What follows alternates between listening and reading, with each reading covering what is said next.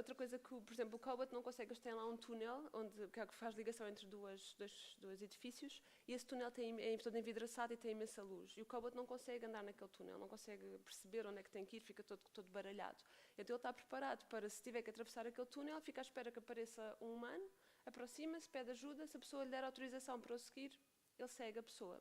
Okay? Portanto, este conceito de o robô tem as suas limitações e vai tentar usar os humanos para ajudar essas limitações, é um conceito também engraçado. Quer dizer, não podemos pensar na máquina como uma coisa perfeita que faz tudo o que nós queremos, mas podemos pensar que ao longo do tempo ela vai evoluindo, mas há momentos em que ela está limitada e que nós, humanos, combateremos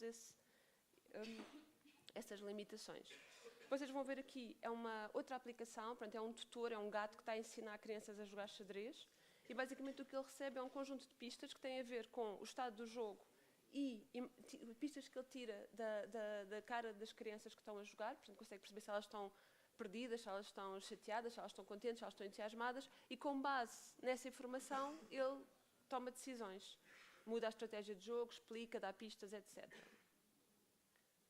Desculpem lá.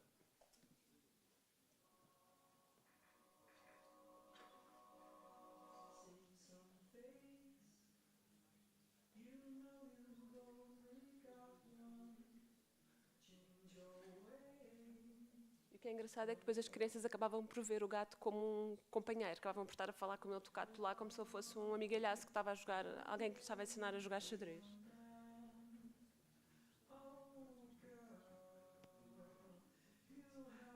Pronto, estão a ver, ele está a tentar perceber exatamente quais são as emoções da miúda para conseguir tomar decisões.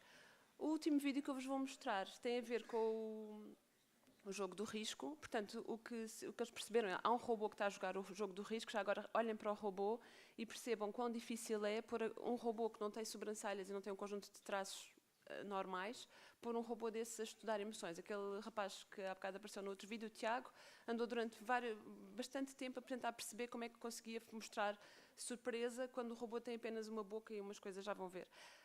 Ele inspirou-se, uma das coisas que ele andou a estudar foi o Cocas, dos marretas, porque o Cocas também é um bocado limitado em termos de não ter nariz, e tem assim umas coisas esquisitas, e também ajudou a perceber como é que poderia pôr emoções nesse tal robô. Portanto, o que eles fizeram neste jogo foi, perceberam que se tiverem um robô a jogar contra humanos, o risco, ou outro jogo qualquer, presumo, as pessoas uniam-se todas contra o robô. Era tipo o homem contra a máquina e toda a gente começava a tentar jogar de modo a lixar o robô.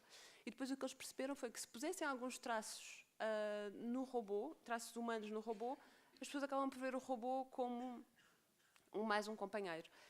E então, neste que vocês vão ver, eles primeiro fizeram um estudo em que puseram vários estudantes a jogar risco para perceber o que é que eles diziam, e depois a seguir puseram o robô, se há uma jogada que lhe está a dificultar o jogo, ele vai dizer qualquer coisa do género, epá, agora que me lixaste com essa, etc. Portanto, este tipo de interações, este tipo de frases, fazia com que a equipa inteira não se voltasse contra o robô e acabasse por enturmar e jogar com ele como se fosse um...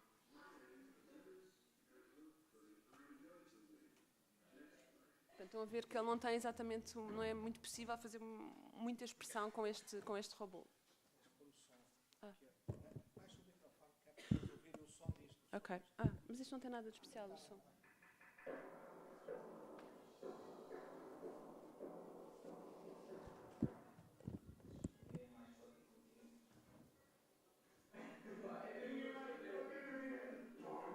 Estão a ver que os vossos colegas se divertem a fazer os seus trabalhos de doutoramento e de mestrado, certo? Não é só sofrimento.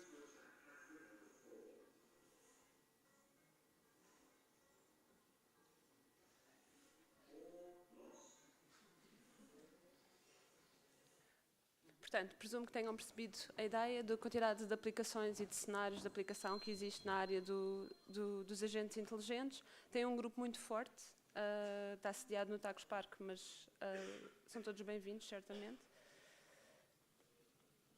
Desculpem lá.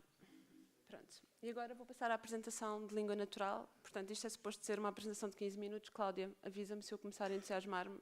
Trabalho nisto há mais tempo que vocês existem e confesso que adoro esta área de trabalho. Portanto, basicamente, a língua natural é uma área, é tudo o que liga língua natural, ou seja, português, inglês, francês, as línguas que nós falamos, com a máquina. Podemos ver isto nesta perspectiva muito genérica. Porquê que é uma área de trabalho ou porquê que é uma área que está tão na ordem do dia? Basicamente, nós, como humanos, comunicamos entre nós, através da nossa linguagem, e também temos um conjunto de tarefas a desempenhar, certo?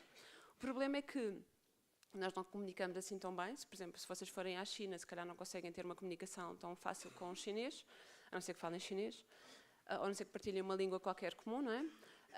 Também, por outro lado, somos preguiçosos e gostamos, e temos os computadores ao nosso serviço e gostamos que eles nos façam as nossas tarefas, quer um computador, quer software ou mesmo um robô. E então a ideia máxima seria para já conseguir a comunicação perfeita entre todos nós e ao mesmo tempo conseguir comunicar com o computador e com o robô, certo? Portanto, o sonho final é ter um sistema ser capaz de compreender a língua natural, gerar a língua natural, basicamente fazer aquilo que nós fazemos tão facilmente, mas de modo automático. No entanto, a língua natural é um desafio tramado. Portanto, basicamente, eu quando começo a dar, eu tenho uma cadeira de língua natural, o professor no Mamed dá a língua natural aqui na Alameda, eu dou no Tagus. Basicamente, quando começamos com a cadeira, os alunos vão sempre dizendo porquê é que não se faz assim? E porquê é que não se faz assado? E depois eles percebem que, ok, até se pode resolver aquele problema minúsculo com aquela solução, mas a verdade é que a língua natural é algo que é impossível de debater, pelo menos no estado atual, porque nós basicamente falamos. Se eu vos pedir para vocês dizerem bom dia, de certeza que uma maneira de saudar um colega, vocês vão arranjar, cada um de vocês vai me dar uma maneira diferente de saudar um colega. Se eu vos pedir para arranjar 200 maneiras de dizer que adoram a inteligência artificial, se eu vos pagar, vocês arranjam 200 maneiras para dizer que adoram a inteligência artificial e arranjam 200 maneiras diferentes. Portanto, a variabilidade linguística é um problema quando queremos ensinar algo a um computador, porque cada pessoa interage e diz de maneira diferente. O outro problema é a ambiguidade. Em relação à variabilidade linguística, isto é um exemplo. Ao direito tem só maneiras de dizer thank you, okay? Apenas um exemplo básico de dizer thank you. Em relação à ambiguidade, o problema é que, de facto, quando nós falamos, as frases são ambíguas, as coisas são ambíguas, e nós às vezes nem nos apercebemos quão ambíguas são e conseguimos de algum modo recuperar essa ambiguidade e falar. Este exemplo que está aqui, o Sherlock saw the man using binoculars. Se vocês virem, isto há duas interpretações diferentes. Ele viu e estava a usar os binóculos e viu o homem, ou ele viu o homem que estava a usar binóculos, certo? Portanto, estas duas interpretações são possíveis com aquela frase. Se ainda lhe acrescentarmos uma preposição, portanto, no monte, ainda temos o problema de o homem estava no monte, era eu que estava no monte, é o Sherlock que estava no monte. Portanto, começamos a ter um conjunto de ambiguidade, de soluções possíveis para interpretar aquela frase, e a ambiguidade é outro dos problemas graves em língua natural. Se bem que, na minha opinião, a variabilidade linguística é 300 vezes pior. Porquê é que nós nos dedicamos a isto? Porque eu acredito, e se não acreditasse não estava aqui, que alguns no tempo nós vamos fazendo avanço e vamos conseguir vencer e conseguimos fazer coisas cada vez mais giras e mais interessantes. E agora a pergunta é, o que é que nós fazemos? O que é que nós andamos para aqui todos a fazer? Já agora, quando vocês acharem que nós estamos aí de férias, tipo, acabam as aulas e vocês dizem todos, então adeus professor, boas férias. Nós não vamos de férias, nós vamos fazer investigação, que é uma componente fortíssima do nosso dia-a-dia, e a nossa investigação é feita em áreas diferentes, nomeadamente a língua natural, é feita nestas áreas que estão aqui, e mais a N, que não ficaria aqui o resto do dia a falar delas. Portanto, o professor já falou em tradução automática. Há muitas aplicações também relacionadas com saúde, já vou falar de uma delas. Sumarização, sistemas de pergunta-resposta aos sistemas de diálogo. Viram há bocado o Siri, aquela assistente e ela comunicar, a pedir para marcar tarefas com a Siri. No caso concreto ele estava só a fazer small talk com a Siri. E depois o Forensic Linguistics, que é uma coisa que nós por acaso raramente falamos, mas é uma área também muito gira. Tradução automática pode ser a tradução tipo, ok, vão ao Google e põem lá qualquer coisa, mas podem acreditar que se estiverem a fazer uma tradução que tem que estar perfeita e que não pode haver ali enganos, não pode haver ali falhas de subtilezas e não sei o quê, a tradução automática está muito longe de ser conseguida, certo? Não conseguimos fazer aquelas pessoas todas, aqueles tradutores que estão na comunidade europeia a fazer tradução, os nossos sistemas atuais não conseguem de todo batê-los e estão muito longe disso. Claro que traduzir um texto qualquer, assim, mais ou menos automaticamente, com mais ou menos correções manuais a posteriori, é relativamente, neste momento o Google já faz um trabalho muito, muito interessante. Vocês deviam ver as traduções automáticas de há 10 anos, eram hilariantes. Em relação às áreas de saúde, só para terem uma ideia de uma aplicação, esta boneca que está ali é a Catarina, é uma assistente virtual. Isto é um trabalho com o Hospital de Santa Maria. São pessoas que tiveram AVC e depois têm uma doença, uma coisa chamada afasia. São pessoas que não conseguem lembrar-se do nome dos objetos. Por exemplo, sabem isto é um computador, sabem perfeitamente que isto é um computador, mas não se lembram da palavra computador. E então há um conjunto de terapeutas que acede à plataforma, insere vídeos, imagens, etc. E depois a pessoa vai tentar encontrar essa palavra. E em vez de ter que se deslocar ao hospital para fazer esse teste com os terapeutas, pode estar confortavelmente em casa a fazer este tipo de exercícios e treinando e relembrando vocabulário que já esqueceu. Sumarização, seria tão maravilhoso vocês olharem para aqueles calhamaços que têm que estudar e de repente aparecer assim uma folhinha assim, que no fundo é uma espécie de gerador de cábulas automático. Era tão bom que isso existisse e que funcionasse de uma maneira perfeita, não era? Ficavam lá com o trabalho todo resolvido. Portanto, sumarização é uma das áreas também de língua natural.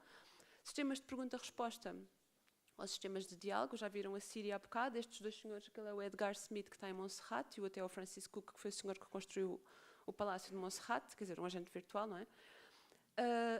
Aqui, nesta imagem azul, vocês têm o Watson, já ouviram falar do Watson? Não sei, foi um sistema da IBM que venceu em 2001 o Jeopardy, que é um daqueles concursos americanos, que tem longa data, e basicamente foi espetacular ver aquilo. Pronto, ele tinha que encontrar a resposta muito rapidamente, porque os humanos que estavam a competir com ele eram os campeões do Jeopardy, e realmente conseguiu-se que o Watson ganhasse o concurso e ganhou uma pipa de massa que depois deram para fins para ajudar, já não lembro qual era a causa, mas a IBM não ficou com o dinheiro. Agora, também reza a história que, em termos de processamento, o que eles têm é brutal, ou seja, um laboratório normal não consegue ter tanta artilharia, pelo menos atualmente, em termos de máquinas e de processadores, etc. E também reza a história, as más línguas, que cada vez que ele respondia a uma pergunta, a seguir tinham que fazer reboot ao Watson outra vez, mas isso é só más línguas, porque de facto o Watson depois cresceu, a plataforma cresceu, eles estão a disponibilizar montes de serviços baseados no Watson e realmente é uma coisa que está muito na ordem do dia. O Forensic Linguistics, vocês todos já viram pelo menos um episódio de um dos CSIs alguns no tempo, certo? Já viram aquelas pessoas todas que andam a estudar, sei lá, o tipo de sangue e não sei o quê. Agora pensem nas pessoas que andam a estudar, não necessariamente o tipo de letra, mas imaginem, alguém se suicidou e deixou uma carta de despedida e vocês vão olhar para a carta e dizer, pá, esta pessoa nunca escreveria esta carta. Não sei se vocês já receberam aquele spam de género, estou no Brasil e fui assaltada e não tenho dinheiro, por favor, mande-me dinheiro, não sei o quê. Não sei se já receberam algum mail destes. Vai dizer, recebi de uma amiga minha que é escritora e é professora de português. Eu li aquilo e pensei, ela nem com uma arma apontada à cabeça iria escrever um texto daqueles. Portanto, olhando para o texto, uma pessoa consegue perceber se é possível que a pessoa tenha escrito ou não, certo? Portanto, tudo isto são coisas que se estudam. Portanto, há casos estudados mesmo há uma história de uma criança que foi raptada, depois foram analisar os SMS que ela tinha recebido e conseguiram, com base nos SMS, perceber quem era o intruso e quem a tinha raptado. Portanto, estas coisas de olhar para o que está escrito e tentar perceber quem é que escreveu e tentar tirar pistas daí é uma área também de trabalho muito gira. Como é que nós fazemos isto? Nem vale a pena estar aqui a imaginar que vos vou dizer tudo, vou-vos só dar uma dica, uma breve explicação de como é que funciona o Google, ok? Basicamente, o Google tem, em larga escala, isto que nós temos aqui, que são textos paralelos, certo? Isto que está aqui é um corpus, em que tudo o que é A é uma língua extraterrestre chamada Centauri, e tudo o que é B é a língua extraterrestre, portanto, é a tradução do A, mas numa língua extraterrestre chamada Arcturano, ok? E agora a questão é, se eu vos pedir para fazerem a tradução daquela frase que está ali, Farrock, Rock e Rock, blá blá blá, o que é que vocês fariam se tendo por base estes textos paralelos? Procurar um dicionário, mas não tens dicionários, tens textos paralelos só. Se calhar vocês o que fariam primeiro era olhar, tem aqui um Farrock, certo? Vamos encontrar o Farrock no texto, certo? Pronto, tenho aqui 2 Farrocks. E agora o que é que eu vou, o que é que há em comum?